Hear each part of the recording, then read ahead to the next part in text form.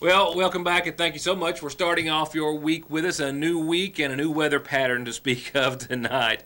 Summer-like over the course, no, not summer-like, summer over the course of your weekend. Now we're not as dry as we were, and a lot of moisture and a lot of warm air are going to give us, much like today, some downpours, some cloud bursts, showers and thunderstorms throughout the forecast period, on and off. I'll tell you more about it in just a few moments, and we'll talk about temperatures, which are going to stay well into the 80s, I do believe, not giving way much to that precipitation, only briefly if so. In addition to your weather forecast, which of course is always interesting, it's all local news tonight, and in fact, we've got local news I'm holding off until tomorrow as well, or later in the week. On tonight's program, now we know more about the man that was indeed confirmed to have been murdered in Magoffin County last week. I'll talk to the coroner in just a few seconds. I'll also have some information, as I told you briefly on Friday, we just had received word of the passing of local historian, and there are so many other titles that could go before and after his name, but Todd Preston is to be laid to rest tomorrow at the house that Todd built, if you will. And I'll talk to you briefly about the services tonight, as the city has been busy making preparation for them, and then tomorrow we'll talk more about Todd's legacy and history. With that said, we'll also talk about a theft at the Magoffin County Rescue Squad. We've got some video to show you. We're hoping that some viewers can help in that regards. An eye in the sky today over the now, as it was scheduled to be closed last weekend, wasn't the ramp of the Mountain Parkway, so you'll have to work your way around there, and a lot of other news and information as well. Some other big stories, and we will, I do believe, in just a few moments, have with us via the telephone the newly hired superintendent of schools for Paintsville Independent. That's coming in just a second as well. Right now, we have had it confirmed to us today that indeed it was a murder that took place and claimed the life of a Magoffin County man late last week. It now turns out, as we have official confirmation from Magoffin County Coroner Mark Jenkins as well as the Kentucky State Police, that services will be held later this week in honor of a man who was indeed murdered. And we also have, as I told you, based on his family's accounts last week, solid identification of the deceased, as well as some more details about the homicide investigation. In a follow-up from Friday's report, before I left you on that evening, the only information that I could share with you at that time was that we had confirmation that a body had been discovered the night before on Thursday evening off of Spruce Pine Road, which is off of Route 30, or in the Middle Fork area of Magoffin County, and that the sad and gruesome discovery even was made by the aunt of the victim. Polly Joseph told me off camera that she had been going up this hill and came to a car in the road and then noticed something was very wrong, and then noticed that it was her nephew. We were called to Spruce Pine Road, and it's actually a spur from Spruce Pine Road. It's an abandoned strip mine, and we were called to the scene, and there's a gate probably 200-300 feet up that road, and this car was just pulled up to the gate, and that's where the scene was. And that's where authorities spent from 6 o'clock to well after midnight on Thursday night and into Friday morning investigating and combing the area and collecting evidence. The body being sent to the state medical examiner's office on Friday, with results coming into authorities over the course of the weekend, but only preliminary results, to which Jenkins, per the ongoing investigation, could only confirm that indeed this was not an accidental death. I can say this is being investigated as a homicide. I can't give any details or cause of death or anything of that nature, but I can say it's being investigated as a homicide. A homicide that has now resulted in what I am told is a very intense investigation where authorities are hoping to move quickly and gather as much information and make an arrest in the case. The Kentucky State Police, which was called at the behest of Magoffin County Sheriff Carson Montgomery, is in charge of the investigation, as is Coroner Mark Jenkins. And they request that if anyone has any information or details that may be related to the case, to please contact Post 9 in Pikeville at 606-433-7711. And of course, we'll be staying on top of this case, following any and all details, and as soon as they are released or any information that we can pass along, you will be the first to know, as the case is, of course, very well ongoing, and authorities very hopeful of making an arrest in the murder of Mr. Allen. In another report, they're not necessarily hoping for an arrest per se. Right now, they're hoping to give someone the benefit of the doubt. I've got some video of some items that were taken from the McGoffin County Rescue Squad building late last week. Items, supplies that were given to the McGoffin County Rescue Squad by the Christian Appalachian Project. They give to the squad at no cost. The squad disperses them to the community, uses some of those items for themselves if it applies to the rescue squad's services. Most everyone very familiar with the Christian Appalachian Project and how that operates. But over the course of late last week, someone came into the rescue squad building without permission just moments after rescue personnel left to go on a call, and then were seen via this video taking out several cases of items, some just bottles or cans of water, but some other items with some monetary value.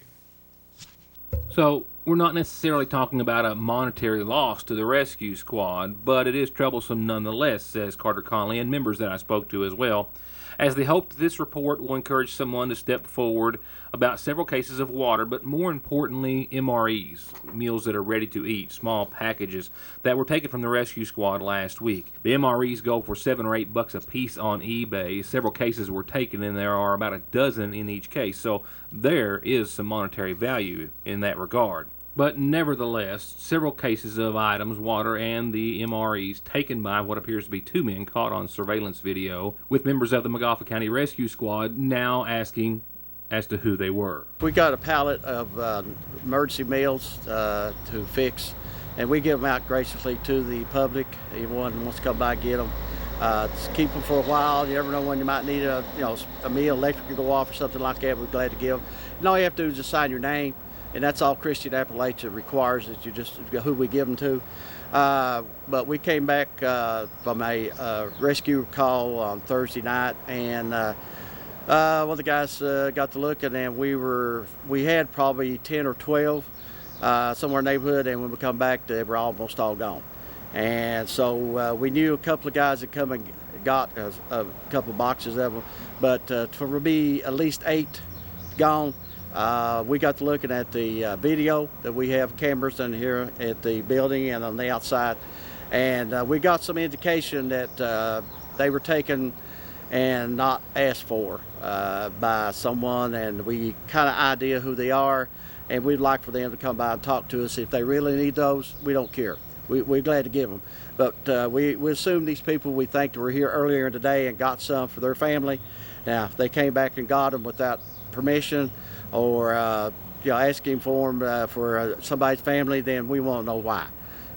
It's open to the public. We give them out, but someone came and got more than what they should have without telling us. The video, as you've seen, shows the two pulling in the pickup truck, getting out, crating out or carrying out several cases of the items before getting back into the truck, which appears to be a mid-size or smaller pickup truck with a toolbox in the back and some other key identifying characteristics possibly. For now, if you have any details and you would like to share them, the McGoffin County Rescue Squad would greatly appreciate it, as would the McGoffin County Sheriff's Department. Deputy Reggie Gosser has opened up a case into the theft as of last Friday, and they, as well as the rescue squad, would take any information. 349-5500 for the squad, or 349-2914 for the McGoffin County Sheriff's Department. To get high-speed internet on their state-of-the-art fiber optic network for all of your home and business solutions, or to watch TV without a contract on over 200 digital channels with superb quality, or stay connected with family and friends with 24/7 telephone service you can always depend on, contact Foothills Broadband today. Or just click on their link to the right to find out how they're working to provide the latest in communications at affordable prices with exceptional service at Foothills Broadband. Just in and just perfectly priced at Gateway Motors, this 2012 Nissan Rogue all-wheel drive. And this 2012 Ford Fusion, only $7,900. This 2011 Chevy Cruze, loaded up, $8,900. And it's a push-pull-drag sale going on right now, which means however you can get it in, it's guaranteed to be worth at least $1,000. On this 2010 Nissan Sentra, priced at $7,900, or this 2011 Impala LT, priced under $8,000, and most payments under $200 a month. Come and check out Gateway Motors in Sagersville, 349-CARS. Pharmacy now open earlier from 8 a.m. until 6 in the evening to better suit your schedule and lifestyle, and to help you get better and live a healthier life. And if allergies are bogging you down, they're armed with the very best in over-the-counter relief for adults and your children. Reach owner pharmacist Jesse Rudd and his assistant pharmacist Megan Castle and their staff at 8 o'clock in the mornings or at 349-4400. Wanting you to have a healthier life means providing access to quality, affordable health care. And to do exactly that, Hope Family Medical Center offers full dental care with Dr. Pratt and his team, a pediatrician team of 3 doctors and nurses and moms, complete health care by family physician Dr. Kelly Pratt and nurse practitioners Mildred Sizemore, Gail Faria, Shannon Conley, and Heather Blair. Behavioral health services with Kimberly Davis, with in-house lab testing and results, in-house x-ray, and pharmacy, and all the caring, knowledge, and experience that these medical professionals represent at Hope Family Medical Center. Yes, Logan makes the best truck bodies on the market, and they also have a fully stocked warehouse of dump body parts, PTOs, hydraulic pumps, hoists, anything you need to get back on the road. And they are a full-service steel and aluminum service center. They keep I-beam, channel, angle, pipe, round rod, rebar, expanded metal, sheet metal, and aluminum all in stock. And if you've got a big project, they do commercial manufacturing to your specs. Logan, since 1904. Like it or not, spring means mowing and trimming and tilling and pressure washing and fun things like grilling and swimming. And get what you need for all of it at Parkway Gun and Pawn, where everything is new or gently used for pennies on the dollar, and where they'll loan you cash today on anything worth $1. 349 Pawn. Much more than diesel specialist, Black Smoke Performance is turning out excellent auto body collision paint and repair results with free quotes and estimates on everything from insurance jobs to that ding you got in the driveway. Custom lift kits, bed liners, winches, and accessories, and full diagnostics and repair on anything gas or diesel, from brakes to fluid changes to major auto repair. If you want it fixed, lifted, painted, customized, or just maintained, just call on the team at Black Smoke Performance in Dixie of Sagersville, 100 May Drive, or 349-8785. I made an announcement actually a couple of weeks ago about the impending closure of the Mountain Parkway ramp that was due to be closed last week, but it was learned soon thereafter that it coincided with a paving project or resurfacing project in downtown Sagersville. So they delayed that closure of the ramp on the Mountain Parkway at Route 7 until today. And indeed, I confirmed, as you're about to see from above, that it has been closed. And while I've had no official update since I received that initial release saying, or speaking of that initial closure, that initial statement did say that they believed that it would take about a week for them to open up the new exit. And as you can see, the old one is quickly becoming a memory, quickly being covered with dirt, rock, earth, all in an effort to add or complete the new exit ramp or portion and a portion of the entrance ramp onto the Mountain Parkway off of Route 7. The bridge is done that will link it. They have the road on the other side ready to go as well. It's believed that this will kind of be one section that opens all together. Traffic will be rerouted between the cut through there on that newly blacktop section, as you can see, and from there it will go across to the new bridge over Route 7, the next new bridge as well, and then from there on you'll be taking a trip on the new path of the Mountain Parkway. I have traveled it over the gravel subsurface. It's very odd to travel over where it was valleys and hills and such, and in that new area. It will be an experience that everyone will have before too long. But for now, the ramp will close. Well, it's closed for good. It's going to be closed the rest of this week as far as that particular exit and entrance, and then we'll be using the new thoroughfare, we believe, at the end of this week or first of next. I'll be glad to go out and get some more aerial shots and keep you posted. We'll get to funeral service announcements in just a few moments, and during which I'll have some more details on the arrangements for Todd Preston, as well as several other individuals, sadly, who have passed away over the course of the weekend here locally. And after services tomorrow on tomorrow night's program, I have plans on then, possibly, if not the day after, Speaking of not just the services that are going to be held in Todd's honor tomorrow, but the history is a good word, and legacy that he indeed leaves behind. But for tonight, Mayor Pete Shepard tells us that the city has been making preparations for his services in regards to parking and other aspects of the ceremony, which is going to be held, and I'll say it again in just a few moments in the report, which I've already edited, at the house that Todd built. Yes, the family deemed it only fitting that Todd be laid to rest or services be held in his honor at basically the house that Todd built. And we'll have more on that at a later time, following tomorrow's services. But for now, the city has been making preparations in regards to getting the cabin complex ready and trying to make parking accommodations for everyone who plans on attending services tomorrow that will be held at the cabins. We wanted to give Todd a great send-off. You know, he's been so important to our community. So tomorrow the funeral will be at the cabins, and that will be at 11 o'clock. He will be here. They're bringing the body here at 10 o'clock, funeral 11, at the cabins on the stage where they have the pageants.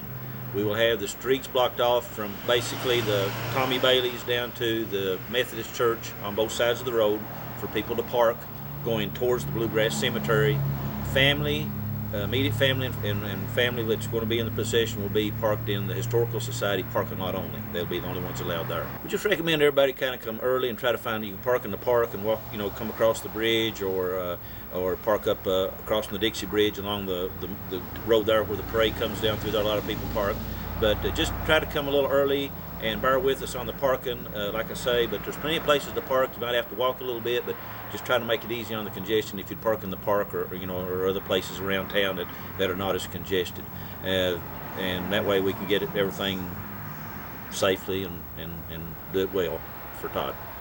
The city will tonight, later on after the traffic calms down and is on the wane for the evening, we'll go down and place some cones into the parking spots, as you heard Mayor Shepard refer to, in front of the Historical Society, in front of the cabins on both sides of the street for parking for the funeral tomorrow, and then thereafter, the Ramey Park, Sagersville First Baptist Church parking lot. I'm sure a lot of other parking will be accessible, and then a short walk thereafter. Services start at 11, and I'll have more on those in just a few moments. So I'll be right back.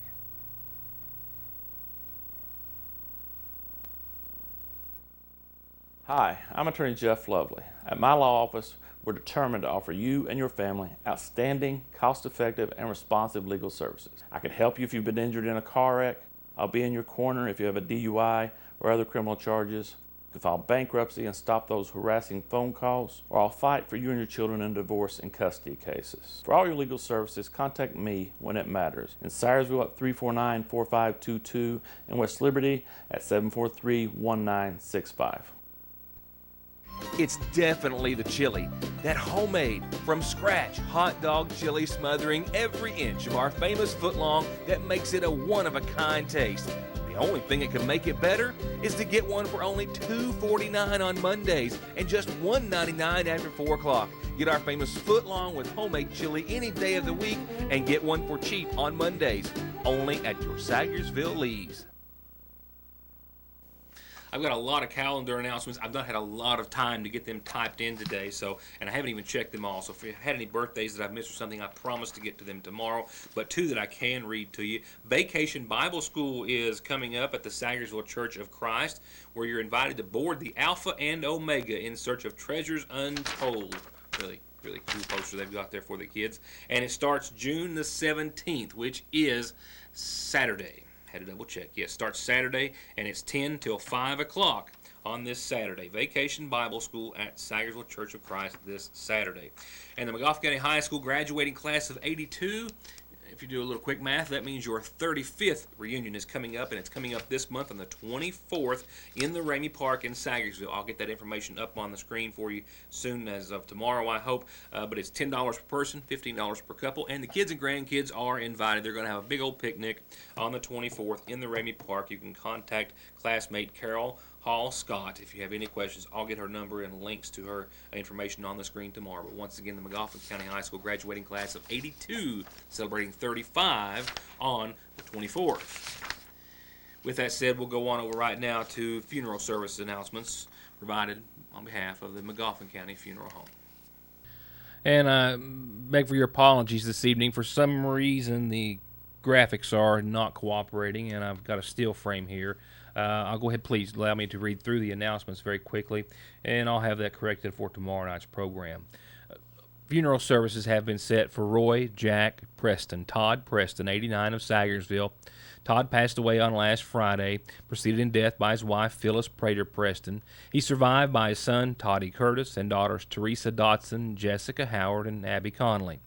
Visitation is going to be this evening at the Magoffin County Funeral Home, and services will take place tomorrow morning at 11 from the Pioneer Village, as you heard us refer to with Mayor Shepard a few moments ago. Burial follows thereafter at the Bluegrass Cemetery in Todd's honor. Ed Adams, who I told you on Friday had passed away, we just had received word of his passing, is going to be laid to rest tomorrow as well, 82 from Clifton Drive. Ed passed away on Friday, survived by his son Paul Adams and daughter Liz Hunley. Visitation continues this evening in Ed Adams' honor, and prior to services, they start tomorrow at 2 from the Magoffin County Funeral Home. Burial will follow at the Adams Cemetery on State Road. 41-year-old J.R. Allen of Sagersville passed away last Thursday, the son of Maudie Wisecup and the late Raymond Allen. He's survived by sons Justin and John Allen, Matthew Watkins and Mason May, and a daughter, Molly Vall. Visitation is going to be this evening, all day tomorrow, and up until services. Services will begin at 1 o'clock this Wednesday from the Fritz Church of God, with burial at the Morgan Allen Cemetery at Boardtree. The Magoffin County Funeral Home is handling Allen's arrangements. And 73-year-old Josephine Gardner Bays of Sagersville passed away on yesterday's date, preceded in death by her husband Dennis. She survived by a son, Danny Joe Bays, and daughter Dana Banks. Visitation will be after 6 o'clock this Wednesday. Visitation will continue Thursday, and Friday's services will begin at 11, all from the Sagersville Funeral Home. I'll be right back.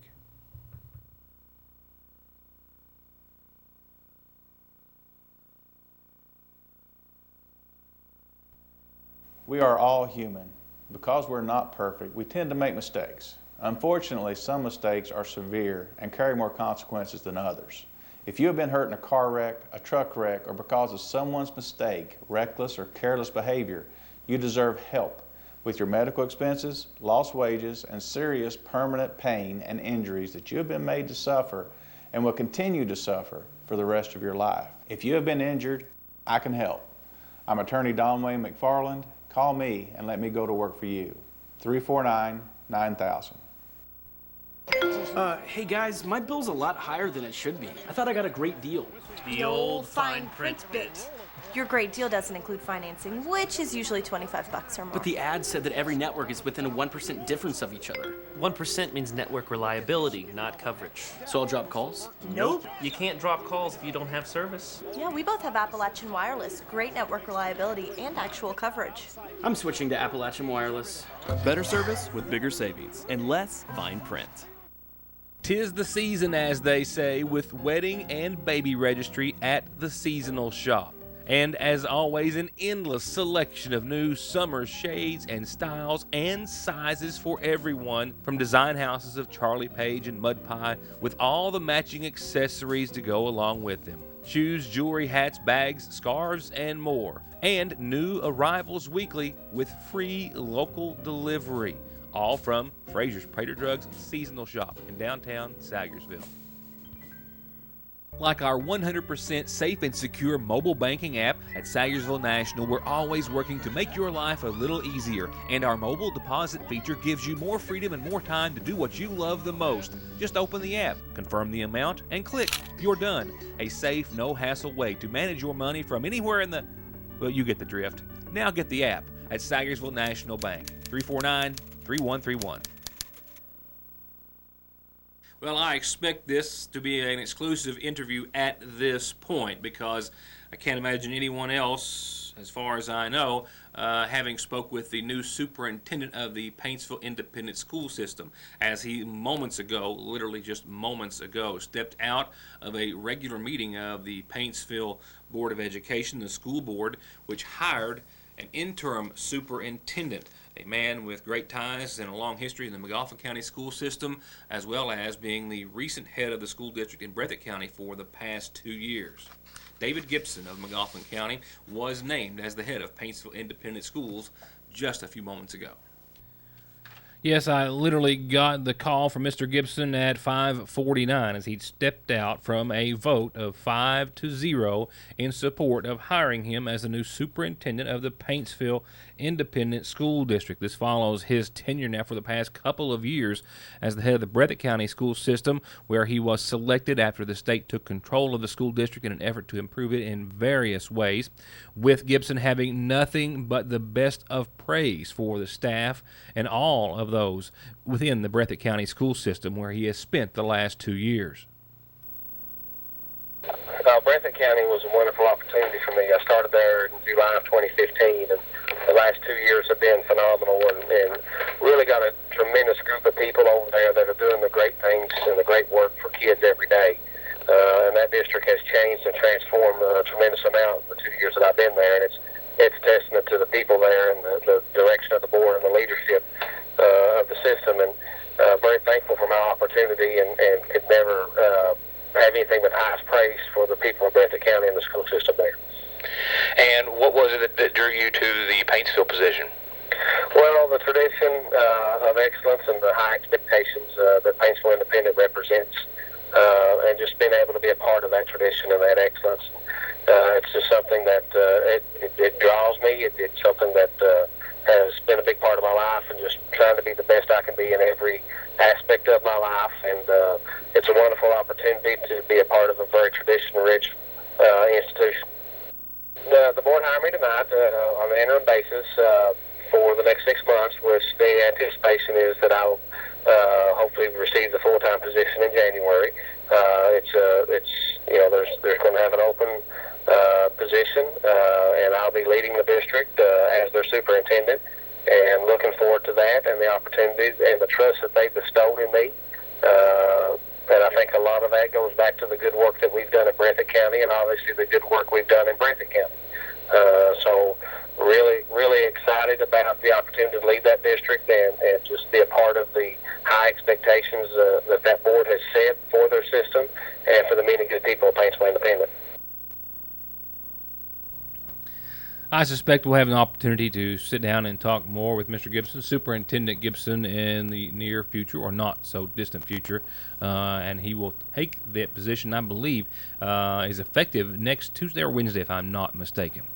Nevertheless, for the same reason that I had a few issues, technical issues, if you will, during our obituary listings, is the same reason I don't have the standard forecast format on the screen this evening, so we'll rely solely on local Doppler radar at this hour. My apologies, but it is a Monday. I have confirmed it's a Monday. With that said, a few folks seeing a few showers that have popped up, many have not. I saw a nice downpour here at the studio earlier and a couple in Sagersville, and that's going to be the pattern throughout much of the week. I'll show you more on it tomorrow, but let's just suffice it to say that we have a continued 20% chance of those isolated showers and thunderstorms through about 10 o'clock tonight. And then for the rest of the week, let's just say this: mid-80s, 85, 84, 83, 84 through the rest of the work week, and a 20 to 50% chance of showers all week long. Wednesday is our best shot for seeing the most rain at 50%.